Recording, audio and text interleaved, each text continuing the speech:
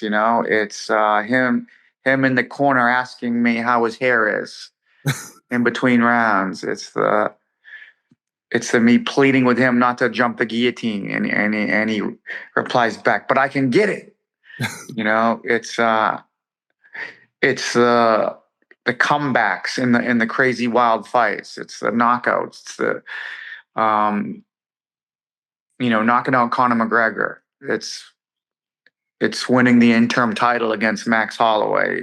Uh, it's the Dan Hooker comeback. You know, he's down two, bleeding badly, roughed up in 2 rounds, and then just battles back and wins three straight, and nearly finishes him to battle back. I mean, there's just so many great moments. It's hard to choose one with this guy. He's a walking highlight reel. He is one of the top coaches in the sport, also one of the busiest coaches in the sport. So I always appreciate him taking time for me. He is from American Top Team. My old friend, Mike Brown. Mike, how are you? I'm great. Good to see you, Damon. How you doing?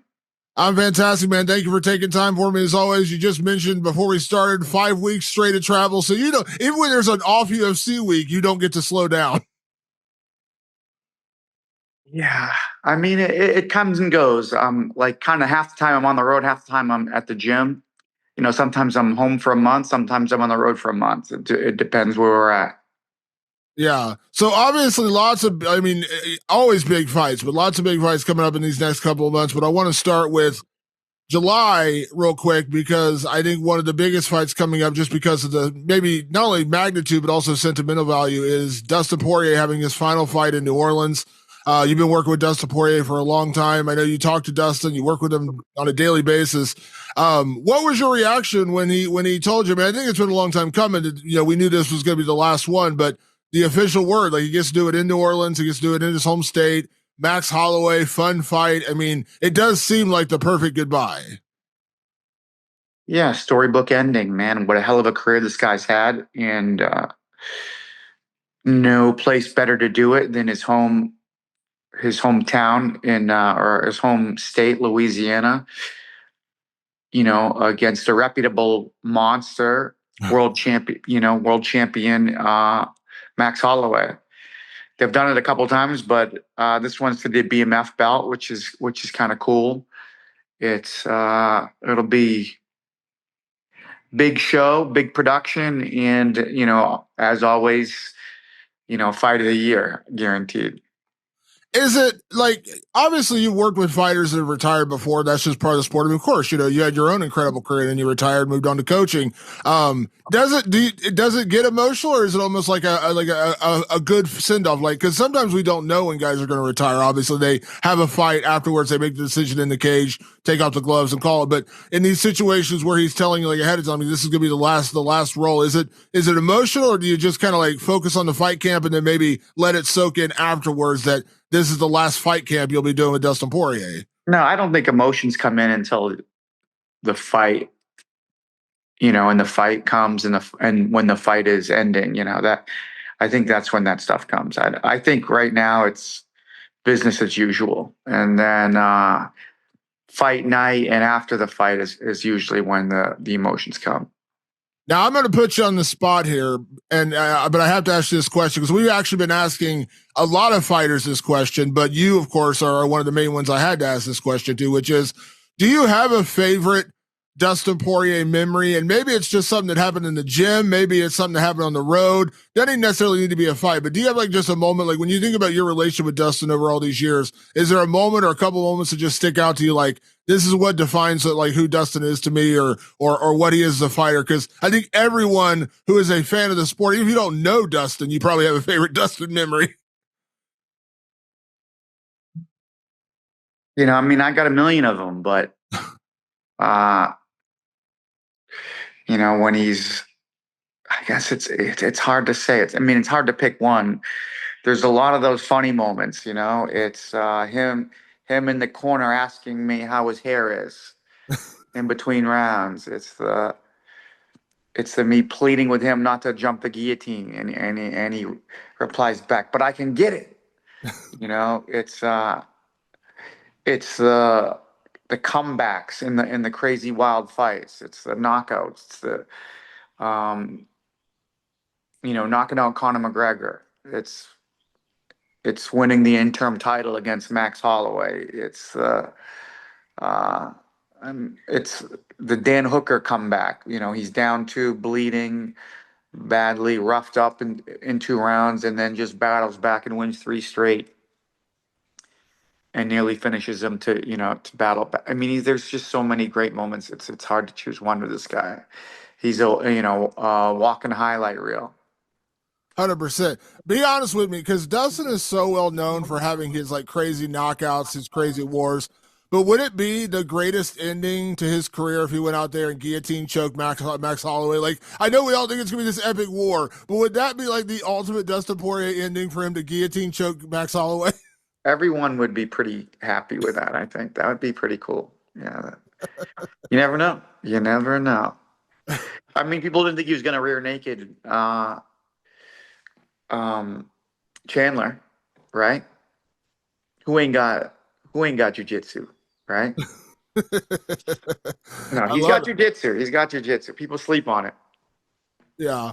Um, a lot of times, and you know this, Mike, because you've been around the sport a long time. A lot of times when guys retire, there's like this running joke in MMA where we're like, "Okay, see you at your next fight," because it's so hard to walk away and stay gone. But it seems like this is really perfectly plotted out with him being able to fight in New Orleans. Getting the Max Holloway fight, BMF title, all these kind of things. So, and you know Dustin far better than I do. Do you really do believe like this is the last one? This is the last walk? I mean, I think so. I mean, we can never say never, but I mean, he's done really well for himself. He's made a boatload of money. He said he doesn't need to fight. So I mean, it would have to be something pretty enticing. I mean, that could always happen, but I think he's content with his accomplishments and content with the money he's made and what he's done. So, I think it is. Obviously, you got a million fighters you work with. Let me go back in time because I started with Dustin in July. Let me go back to June, coming up in just a couple weeks. You got UFC 316 in New Jersey. Kayla Harrison, somebody you've been working with since pretty much day one of her career. She finally gets the chance to become a UFC champion. How excited are you for Kayla to finally have this opportunity? Because it feels like it's been like, I mean, I remember talking to her back in the PFL. She's like, I'm going to be a UFC champion one day. I'm going to conquer all these mountains. And here she is now on the precipice of that. And I know it's always special working with someone when you've been there pretty much since day one. And I know this is a huge moment for Kayla. Yeah, no, this is super exciting. I'm glad it's finally here. We knew day would come, and yeah, it's also a little bit extra cool when she started her career with us, and she started her training at ATT from zero fights to here we are. 19, 20 fights in, and ready to fight for a world title.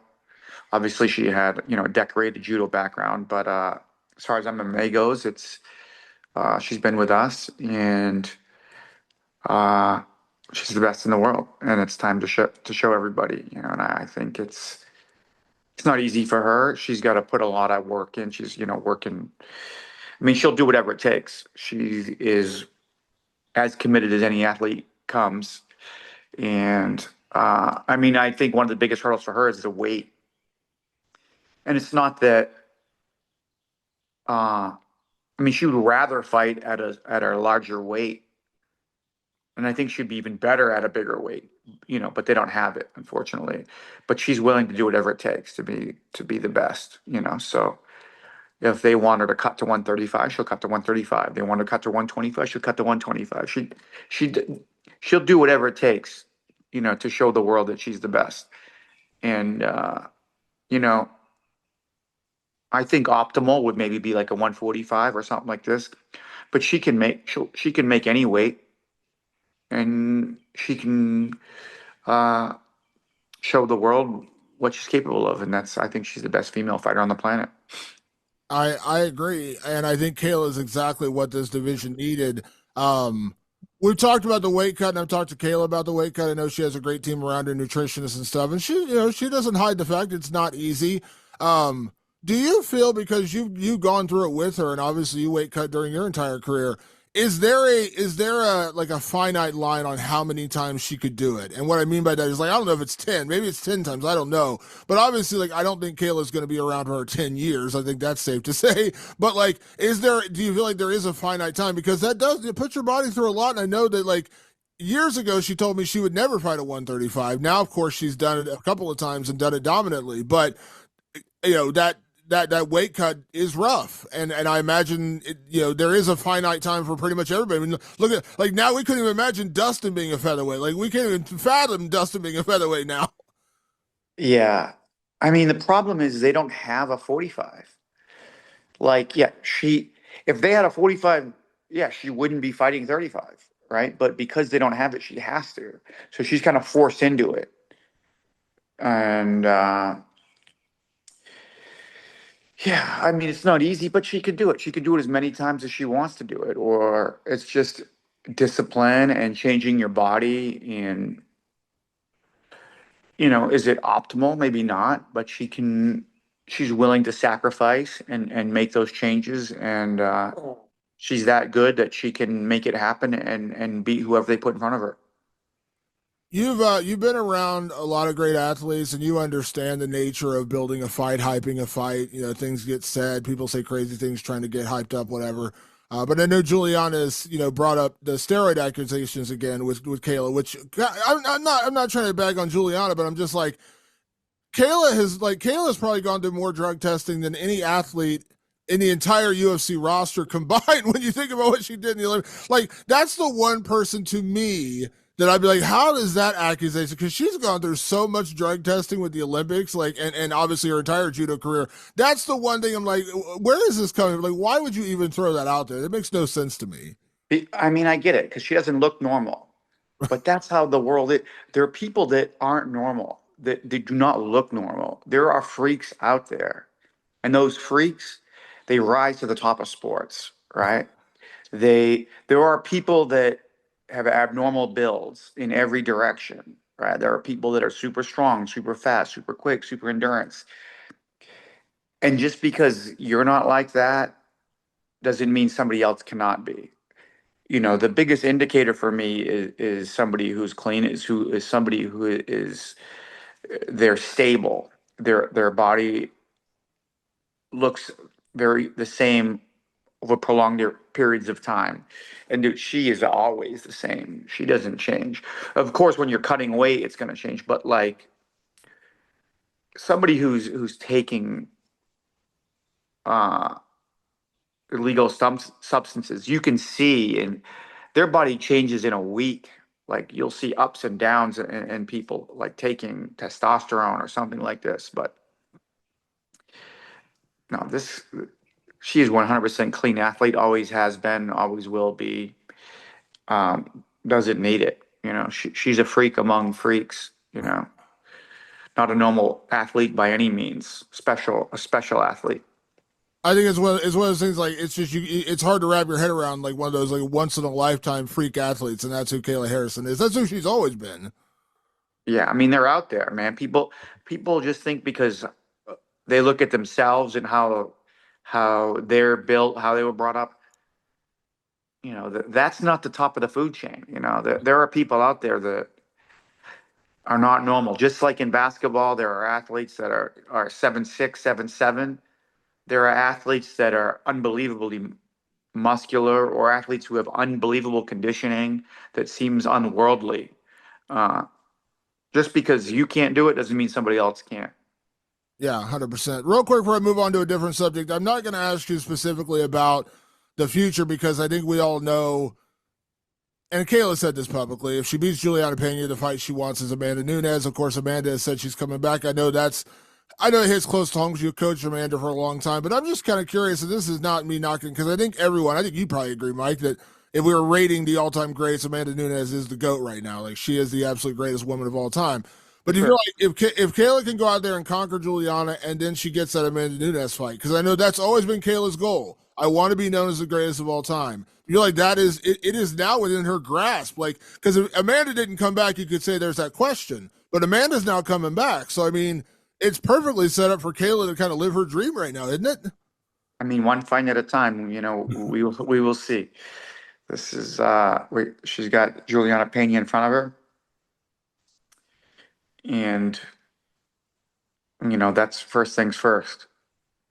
Yeah. If Amanda decides to come back, I mean, that's a very big fight. That's for sure. I think it's great for the sport. Uh, we'll see, but we got to get by Pena.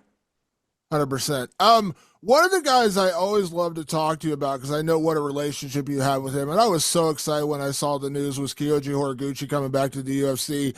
He did incredible things in Bellator, he did incredible things in Ryzen, but I was just so excited to see him come back. Now I don't want to put you on the spot, Mike, and if you can't say that's totally fine, but I know he was going to fight in Baku, Azerbaijan, coming up in a few weeks. Obviously, we saw he's been removed from the fight. Are you able to say, like, we never heard what happened to Kyoji? Because I think we're all very excited to see him come back and fight in the UFC. He had a rib injury. Yeah, yeah, unfortunately, we everything was going to plan. We're so pumped that he was finally in the UFC, and I mean, this guy trains hard every day, goes live every day, and puts himself through the ringer. And unfortunately, these kind of things happen. He tore some cartilage in his rib, and these are like 6 to 8 weeks. It was a pretty good tear, so 6 to 8 weeks before you can really move without like really bad pain. So that would put him right at fight time. And we gave it like a week and tried for him to train on it, but there was no way. So we had to push it back. Yeah, I mean, and if there's one thing I heard, and I think Tagir Ulanbekov is a super good fighter, but I think a lot of people are like, you could throw Kyoji in top five right now. Like, I think most people would rank him in that top five right now. So, I mean, when he comes back, not to say you wouldn't take that fight again, but there's plenty of options for him. I think I'm sure you saw it, the excitement of Kyoji being back, because that's the one thing we need. We need more flyweight contenders because. You obviously share a gym with Alexandre Pantoja. He's wiped out a lot of the contenders, and Kyoji's one of the best guys in the world. Yeah, honestly, not concerned with who his opponent is. We believe that he can fight anybody. So whoever they want to give him, no problem. From 1 to 100, doesn't matter. Put it in front of him. He's willing to fight anybody, anywhere.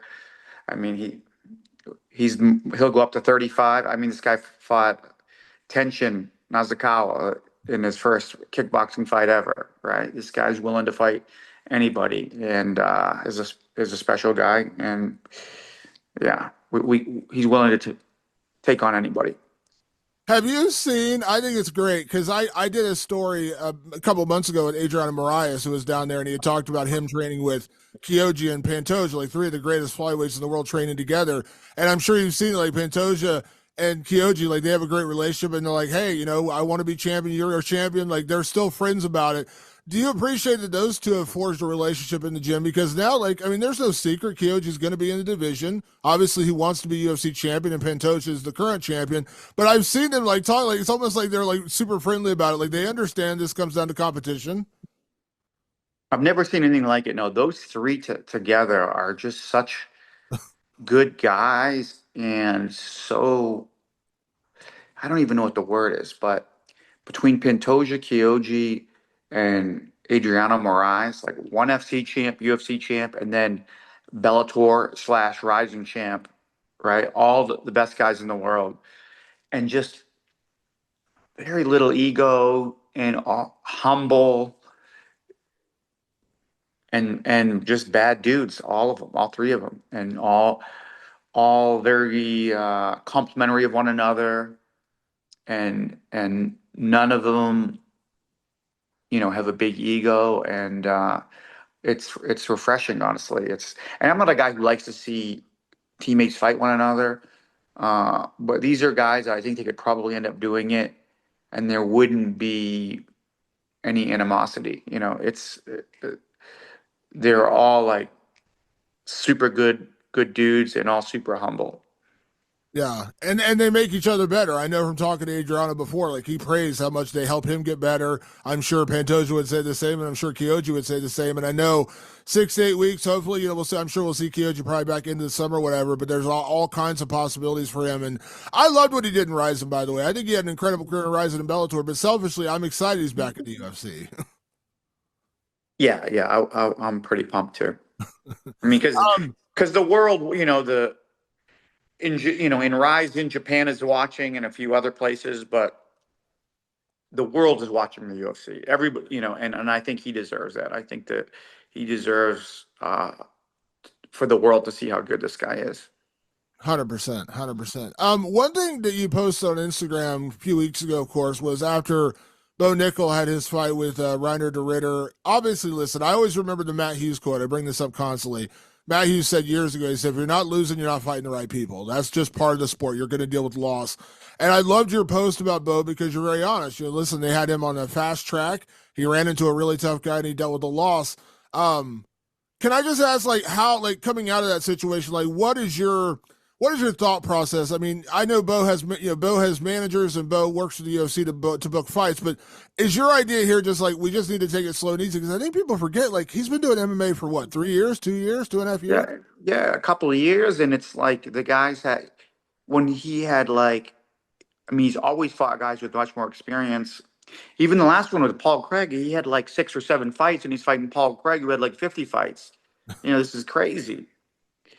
These are all like dangerous for a young athlete. Uh, there's no substitution for experience, and I would have liked to seen things go a little slower, but he's a popular guy and a guy who makes good money and all that jazz. So, he's kind of on the fast track. We're trying to pull the reins as much as possible just because of the experience thing. I mean, he's an incredible athlete and developing all the time. But when you have under 10 fights or under 8 fights, under 5 fights, this is tough. Against guys that have a ton of experience. MMA, it's its own animal, and there's no substitution for experience. This is so important and so key. Uh, but he's just a special dude, and he'll get there, and he is. He's improving all the time, and yeah, we'll see what's next. But I'm confident. I think we learned a lot from this, and we'll grow. I know they always say you learn more from a loss than you do from a win. It's just generally speaking, like a lot of times, and I would say the vast majority of people come into the UFC with at least one loss in their record. There are, rare exceptions to that. But literally, Bo Nickal has literally grown up in the UFC. That's such a rare thing to come in with 3 fights and you're already in the UFC. Now, I think he's an incredibly special, talented guy, and as a wrestling fan, I was the guy, like, when he was making his debut, I said, put him in the Israel Adesanya. He'll beat Adesanya right now because I was such a confident guy with wrestling. But he's literally grown up in the UFC, and that's a tough spot to be in. Yeah, and it's also styles make fights too. I mean, he had one fight, and then he was in Contender, right? So he had one fight that lasted probably a minute, under a minute. That's not even really a fight. And then he's in the Contender. And also the problem, like his first 5 fights were all first round finishes. And most of them were in like the first minute or so. So it's like it's very little experience, right? I mean, it's like a good thing and a bad thing. He's getting guys out of there real quick. People want to see that, but he's not developing that. Every time you execute something in that cage, it's development, and you have the ability to pull that off in the future, and your ability to stay relaxed, and it's just experience is key, man. Experience is so important. Maybe I'm wrong in this. It's almost like it feels like maybe dealing with that loss, like now he'll actually be on the proper track because they'll probably slow things down a little bit, kind of give him the matchups that should be there. Obviously, he's still going to make money and he's still a very big name, but it almost feels like now he can kind of get back on that right track where it's not because he was on a rocket ship. If he would have won that fight against De Ritter, Then he's it would have fighting been like, yeah, top five in the belt. That's like kind of I felt like that's where we were going. But it's I think the sport is so developed now too. Guys are so well rounded. It takes a bit of time. Yeah, 100%. One of your guys I know you work with a lot, finally coming back next week, is Mateusz Gamrot. I'm such a fan of his, and I know he's spoken, doing some interviews, talking, getting ready for his fight. You've run into this. Obviously, you know this, Mike. Sometimes like it's hard to get guys opponents. How like in your estimation, watching Matusha in the gym and like he seems like he's like just the guy no one wants to fight right now. Like credit to Ludovic Klein, obviously a very tough guy, but it just seems like Gamrot has become like the guy no one wants to fight right No, now. Gamrot wants to fight anyone and everyone. Gamrot is, I mean, and on a week's notice, this guy is just begging for a fight, begging to fight everybody. Somebody pulls out, put me in, put me in, put me in, like on a week's notice against the best guys in the world. Like he's a complete animal and willing to fight anyone, anywhere, literally. It's and yeah, Klein was, one of the only guys to accept. He finally got a fight. He's been at ATT now for like 6 months and pushing and training hard and waiting for a fight, and then he finally got one. And yeah, here we are next week. Days away now. Dude, he's a monster, super monster, and improving all the time. One of the strongest minds I've ever seen.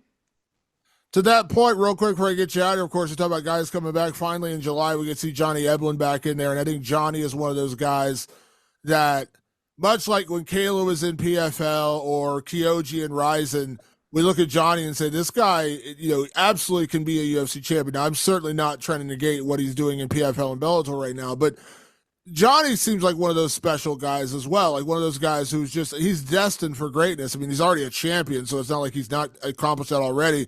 But it almost feels like a matter of time for him, too. I'm not going to get into contract stuff or anything like that, but it just feels like Johnny is one of those guys who is destined to eventually one day probably fight in the UFC. Johnny Eblen's the best middleweight in the world.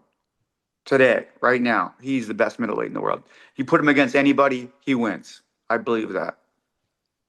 He's a monster. He's a monster. 100%. Striking, conditioning, grappling, wrestling, gamer. If things go bad in the fight, he finds ways to overcome it.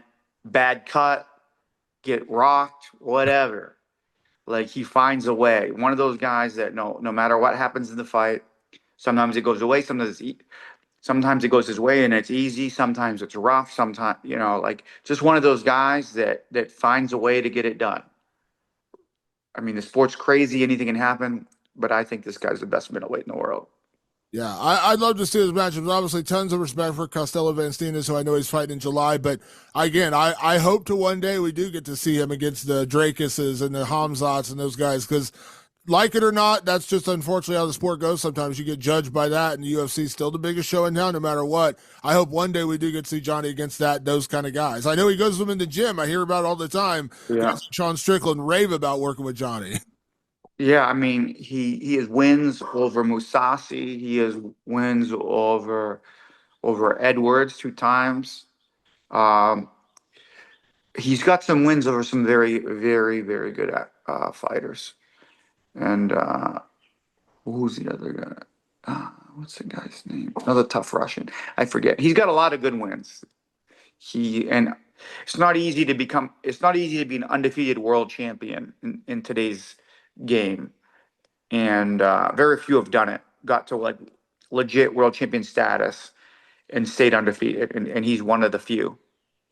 Absolutely. Well, Mike, I can sit here and talk like the entire roster. We didn't even talk. I know you work with Movsar Evloev. He's one of my favorite guys. I know you work with him. I know Amosov came back, got a big win recently. Hopefully we're going to see him in the UFC maybe. I don't know. Maybe one day soon. I think he's a monster too. So you got a huge roster of guys you work with. I wish we could talk about everybody, but I don't want to take up too much of your time. As always, Mike, I appreciate you taking the time. I know you're going to be on the road pretty much every week between now and probably the end of summer by when it's all it's a very busy schedule. So obviously best of luck, I'll say, for Gamrot next week specifically, and of course Kayla right after that. So thank you as always for taking the time. I really do appreciate it. And best of luck to all the guys you got coming up. Good chatting, Damon. Take care.